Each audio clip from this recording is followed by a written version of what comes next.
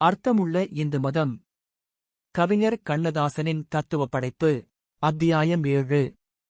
விதிப்படி பயணம். உனக்கு விதிக்கப்பட்ட வாழ்க்கையே விதி என்று கூறப்படுகிறது. உனது வாழ்க்கை எந்தச் சாலையில் போனாலும் அது இறைவன் விதித்ததே. ஜனனம் உலகமெங்கும் ஒரே மாதிரி இருக்கிறது. 10வது மாதம் ஜனனம் என்பது நிரந்தரமானது. ஆனால் வாழ்க்கை ஏன் பல கோணங்களில் போகிறது? மரணம் ஏன் பல வழிகளில் நிகழ்கிறது?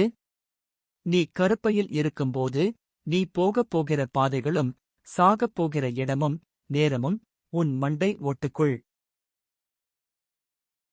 திணிக்கப்படுகின்றன. நீ எங்கே போனாலும் எப்படி வாழ்ந்தாலும் அது இறைவன் விதித்ததே. மனத்தின் சிந்தனை போக்கு எப்படி வேண்டுமானாலும் போகலாம், ஆனால் அது நடப்பதும் நடக்காததும் உன் விதிக்கோடுகளில் அடங்கி இருக்கிறது. ஊழிற் பெருவலி யாவுள மற்றொன்று சூழினும் தான் முன் துரும் என்றார் வள்ளுவர். ஊழ் என்பது பூர்வ ஜென்மத்தையும் விதியையும் குறிக்கும். பூர்வ ஜென்மத்தின் எதிரொலியைக் கொண்டே அந்த ஜென்மத்தின் விதி நிர்ணயிக்கப் பெறுகிறது. அதனை ஊழ்வினை உறுத்து வந்தூட்டும் என்றான் இளங்கோ. போன ஜென்மத்தில் உன் விதி பாவம் செய்யும்படி விதிக்கப்பட்டிருந்தால் அதற்கான பரிகாரம் இந்த ஜென்மத்தில் எழுதப்படுகிறது.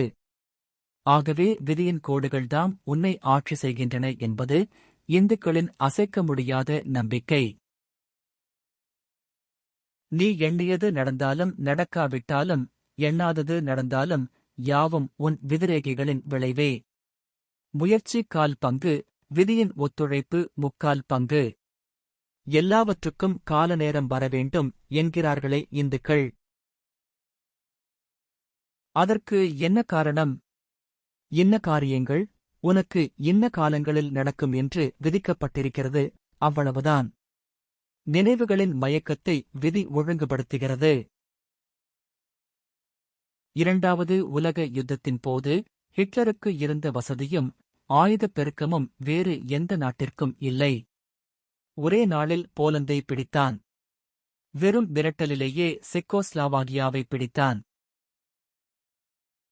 குண்டு போடாமலேயே பிரான்சை பிடித்தான். அவன் விரும்பியிருந்தால் ஐரோப்பாவையும் 6 நாட்களில் பிடித்திருக்கலாம். வெறும் வாய்வேட்டுக்களையே விட்டுக் கொண்டிருந்த சர்ச்சிலை அவன் கனடாவுக்கு துரத்தியடித்திருக்கலாம். சர்ச்சில் தென் அமெரிக்காவுக்கு ஓடத் திட்டமிட்டிருந்தாரு. அகில ஐரோப்பாவையும் பிடித்துவிட்டால் உலகத்தில் ஐரோப்பிய நாடுகளுக்கு காலனிகளாக இருந்த ஆசிய, ஆப்பிரிக்க, அரேபிய நாடுகள் சுமார் 80 குண்டுகள் போடாமலேயே அவன் கைக்கு இயற்கையாகவே வந்திருக்கும். இது சுலபமாக நடந்திருக்கக்கூடியதே. ஆனால் விதி ஹிட்லரின் ஆணவத்தை ஆட்சி புரிந்தது. பிரிட்டனை கோழிக் குஞ்சு என்று அவன் கேலி செய்துவிட்டு, யானையைச் சாப்பிட்டால்தான் என் பசி அடங்கும் என்று சோவியத் யூனியனுக்குள் நுழைந்தான். அவரது சவக்குழி அங்கேதான் தோண்டப்படுகிறது என்று விதி சிரித்தது. சோவியத் யூனியனின் பருவகாலத்தில் அவன் சிக்கிச் சிக்கி இழுபட அமெரிக்காவும் பிரிட்டனும் தங்களை தயார் செய்து கொண்டு விட்டன. எச்சரிக்கையாக இருந்திராததால் உலகத்தையே ஆண்டிருக்கக்கூடிய ஹிட்லர் தன் பிணத்தைக் கூட பிறர் பார்க்க முடியாதபடி இறந்து போனான். எந்த மனிதனின் பாதையையும் திசை திருப்பிவிடும் விதி ஹிட்லரின் ஆணவத்தையும் அழிவை நோக்கி திருப்பிவிட்டது. உலக வரலாறுகளை கூர்ந்து நோக்குங்கள். நினைத்ததை எல்லாம் நடத்தி முடித்தவன் எவன்? நினைப்பவன்தான் நீ, முடிப்பவன் அவன். இந்துக்களின் தத்துவத்தில் இது முக்கியமானது. நம்முடைய லகான் இறைவன் கையிலே உள்ளது என்பதை இந்து மதம்தான் வலியுறுத்துகிறது.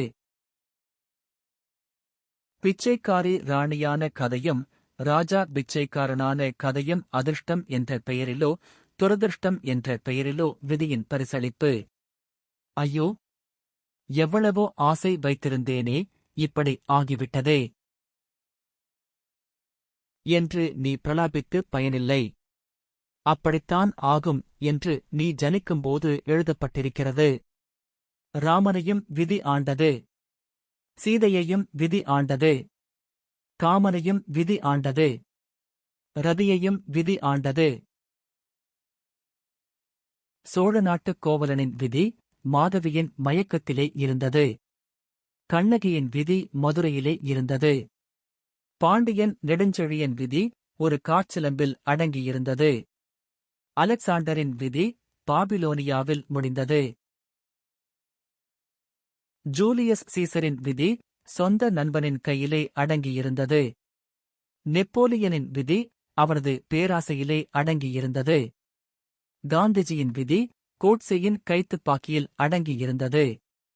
அடிமைகள் கிளர்ந்து எழுந்ததும் ஆதிக்க வெறியர்கள் விழுந்து துடித்ததும் காலமறிந்து கடவுள் விதித்த விதி. கடவுளே இல்லை என்று வாதிடுவோரும் நீண்ட காலம் வாழ வேண்டும் என்று இறைவன் ஏன் விதிக்கிறான்? தங்கள் கொள்கைகள் தங்கள் கண் முன்னாலேயே தோல்வி அடைவதைக் கண்டு சாக வேண்டும் என்றுதான். உண்மையான பக்தி உள்ள சிலருக்கு ஆண்டவன் ஏன் நீண்ட ஆயுளைத் தருகிறான்?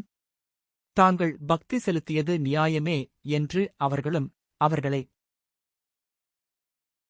பார்த்து பிறரும் உணர்வதற்காகத்தான். இறைவன் விதியை ஒரு வேடிக்கை கருவியாக வைத்திருக்கிறான்.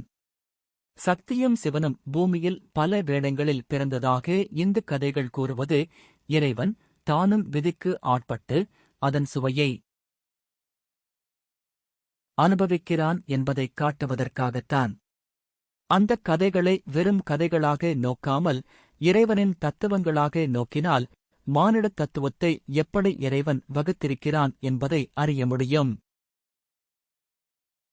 விதி மதி ஆராய்ச்சியில் மதியையே விதிதான் ஆட்சி செய்கிறது என்பதை நான் அனுபவத்தில் கண்டிருக்கிறேன். அதை ஒரு கதையாக 3 வருடங்களுக்கு முன்பு எழுதினேன். பிரவாகம். ஞானி பிரகதீஸ்வரர் திருக்கோவிலுக்கு விஜயம் செய்தார். அவர் பெரிய மகான். உண்மையிலேயே ஞானி. சிறு வயதிலேயே துறவு பூண்டவர். கல்மண்டபத்தின் வடக்கில் அவருக்காக மேடை அலங்கரிக்கப்பட்டது. எதிரே ஆண்களும் பெண்களும் கணக்கிலடங்காது கூடியிருந்தனர். வேதங்கள் பற்றியும் புராணங்களைப் பற்றியும் விளக்கிக் கொண்டே வந்த ஞானியார் யாரும் கேள்விகள் கேட்கலாம், பதில் சொல்லப்படும் என்று தெரிவித்தார். யார் என்ன கேள்வி கேட்கப் போகிறார்கள் என்பதையே ஒவ்வொருவரும் ஆவலாக எதிர்பார்த்தார்கள். மண்டபத்தின் மேற்கு மூலையிலிருந்து ஓர் உருவம் மெதுவாக எழுந்து நின்றது. நடுத்தர வயது, தீட்சண்யமான கண்கள், பந்த பாசங்களில் அடிபட்டு தேறி வந்தது போன்ற ஒரு தெளிவு. சபையில் இருந்த எல்லோரும் அவரையே திரும்பிப் பார்த்தார்கள். தாங்கள் என்ன கேட்க விரும்புகிறீர்கள் என்று ஞானியார் கேட்டார். அவர் சொன்னார், சுவாமி, விதியையும் மதியையும் பற்றி வெவ்வேறு காலங்களில் வெவ்வேறு சர்ச்சைகள் தோன்றி முடிவுக்கு வராமல் முடிந்திருக்கின்றன.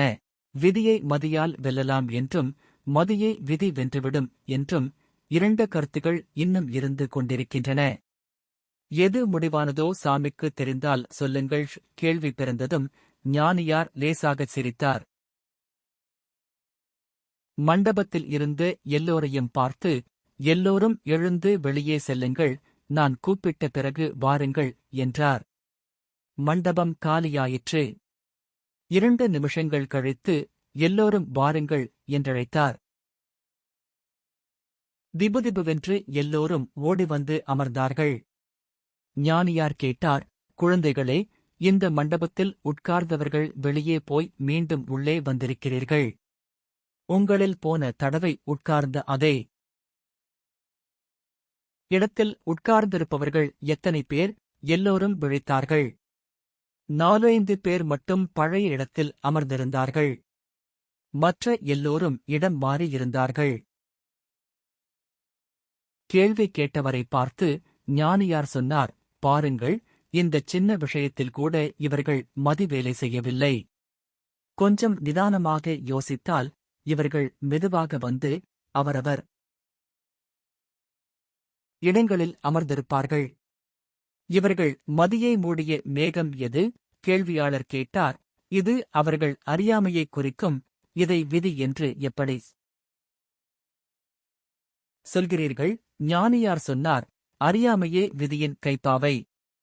அறிவு எல்லோருக்குமே தெளிவாக இருந்துவிட்டால் விதியும் இல்லை, விதித்தவனும் இல்லை. கேள்வியாளர் கேட்டார், மனிதனின் அறியாமையே விதி என்றால் விதிக்கு தனி நியமங்கள் இல்லையா? ஞானியார் சொன்னார், இருக்கின்றன. இந்த உருவத்தில் இந்த இடத்தில் பிறக்க வேண்டும் என்று நீங்கள் நினைக்கவில்லை. உங்களைப் பிறக்க வைத்தது விதியின் பிரவாகம். இப்படித்தான் வாழ வேண்டும் என்று நீங்கள் திட்டமிடுகிறீர்கள், அப்படி வாழவிடாமல் செய்வது விதியின் பிரவாகம்.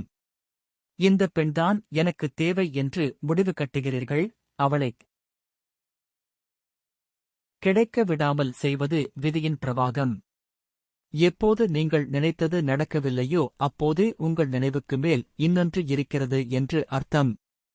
அதற்கு நம் மூதாதையர் சூட்டிய பெயரை விதி. கேள்வியாளர் கேட்டார், அந்த விதி எப்போது நிர்ணயிக்கப்படுகிறது? எங்கிருந்து தொடங்குகிறது? ஞானியார் சொன்னார், சூன்யத்தில் நிர்ணயிக்கப்படுகிறது, ஜனனத்தில் தொடங்குகிறது. தான் நினைத்தபடியெல்லாம் வாழ்க்கையை நடத்தி முடித்தவர்கள் எத்தனை பேர்? வீரன் வெற்றி பெற்றால் அது வீரத்தால் வந்தது. கோழை தோல்வியுற்றால் அது கோழைத்தனத்தால் கிடைத்தது. ஆனால் வீரன் தோல்வியுற்றாலோ கோழை வெற்றி பெற்றாலோ அவை விதியால் நிர்ணயிக்கப்பட்டவை.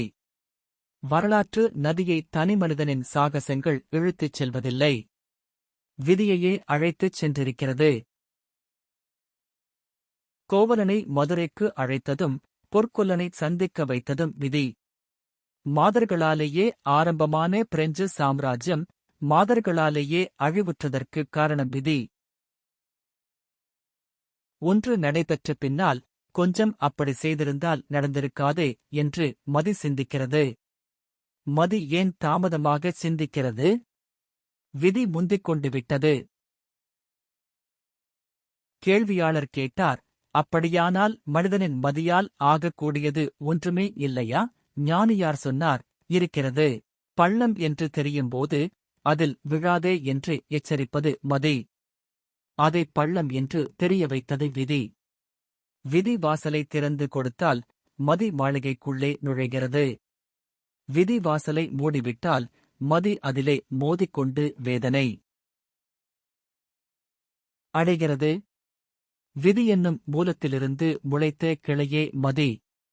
தந்தையைக் கொன்று சாம்ராஜ்யத்தைக் கைப்பற்றிய இளவரசர்களைப் போல் மதி சில நேரம் விதியை வென்றிருக்கலாம். ஆனால் விதி அந்த மதியின் குழந்தையாக மறுபடியும் பிறந்து தந்தையைக் கொன்றுவிடுகிறது. நியமிக்கப்பட்ட தர்மங்கள் சலனமடைவதும் நியமிக்கப்படாதவை உறுதி பெறுவதும் நமக்கு அப்பாற்பட்ட ஒரு சக்தியினாலே. அதை என்ன பெயர் வைத்து அழைத்தாலும் அதுதான் நம்மை அழைத்துச் செல்கிறது. சாமியாக இருந்தவன் யோகியாக மாறுவது அனுபவத்தால் வந்த மதி. யோகி சாமியாக மாறுவது ஆசையின் மூலம் வந்த விதி. தொடக்கம் பலவீனமானால் முடிவு பலமாகிறது. தொடக்கம் பலமானால் முடிவு பலவீனமாகிறது. தொடக்கமும் முடிவும் ஒரே மாதிரி இருந்தால் விதி வேலை செய்யவில்லை என்று அர்த்தம். அப்படி யாராவது இருக்கிறார்களா? ஞானியாரின் கேள்வி கேள்வியாளரை சிந்திக்க வைத்தது. கண்களை மூடிக்கொண்டு சிறிது நேரம் யோசித்தார். மண்டபத்தில் பரபரப்பு ஏற்பட்டது. ஞானியார் அமைதியாக கேட்டார், உங்கள் மதி வேலை செய்யவில்லையா? கேள்வியாளர் அமர்ந்தார். ஞானியார் சொன்னார், ஜனனத்துக்கு முன்பும் மரணத்திற்குப் பின்பும் நாம் எங்கிருந்தோம் எங்கு போகிறோம் என்று தெரியும் வரை நமக்கு அப்பாற்பட்ட ஒன்று இருக்கிறது. இடைப்பட்ட வாழ்க்கையை அது நடத்துகிறது. நான் துறவியானதும் நீங்கள் சம்சாரிகளானதும் நமது விருப்பத்தால் மட்டும் விளைந்தவை அன்றே. காலை வெயிலில் நமது நிழல் நம் உயரத்தை விட பன்மடங்கு உயரமாக இருக்கிறது. மதியத்தில் நம்மை விட அது கூனிக்குறுகி காலடிக்குள் ஒண்டிக் கொள்கிறது. மாலையில் அது மீண்டும் உயரமாகிவிடுகிறது. ஆனால் நம் உருவம் என்னமோ ஒரே மாதிரி இருக்கிறது. நம் உருவமே விதி, நம் நிழலே மதி. மண்டபமே அதிரும்படி கையொலி கேட்டது. சபை கலைந்தது. கேள்வியாளர் மட்டும் வெளியே நின்று கொண்டிருந்தார். உங்கள் கேள்வியும் என் பதிலும் விதியல்ல, மதியே. மதியால் விதியை ஆராய்ச்சி செய்யலாம். ஆட்சி செய்ய முடியாது என்றபடி. ஞானியார் நடந்தார். கேள்வியாளர் பின் தொடர்ந்தார். சுபம். அடுத்த அத்தியாயத்தில் சந்திப்போம்.